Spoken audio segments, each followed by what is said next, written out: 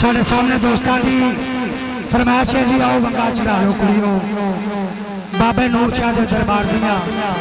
और किसी की कोई फरमाइश हो जनाब दस सकते हो, थोड़े प्यार का बहुत शुक्रिया। फरमाइशी कलाम आओ वंगा चढ़ा लो कुड़ियो।